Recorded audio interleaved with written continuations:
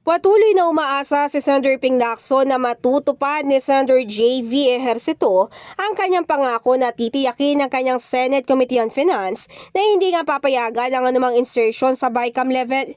Maaalala sa interview ng Senate media, binanggit nga ni Ejercito na hindi siya papayag sa anumang last-minute insertion, lalong-lalo na nga raw sa Bicameral Conference Committee meeting. Ako bilang bagong chairman ng Finance, reforms will continue.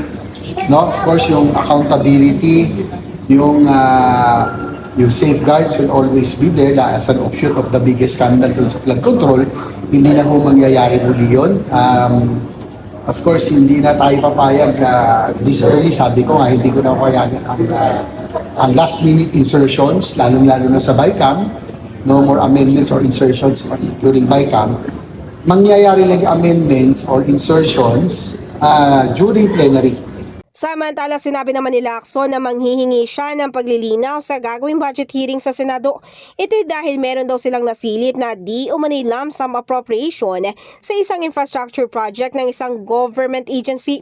Anya, tanging ang calamity funds lang daw ang pinapayagan na magkaroon ng lump sum appropriation dahil hindi naman matutukoy kung kailan mangyayari ang isang kalamidad. Sa kabilang banda, nagiging questionable naman umano ang isang infrastructure project kapag ni-lump sum ang pondo para rito. Kamakailan matatandaan, sinabi nga ni Ejercito na sa August 27 at maging sa 28 na nila, isasagawang organizational meeting at maging briefing ng Development Budget Coordination Committee para nga sa fiscal year 2027 National Expenditure Program.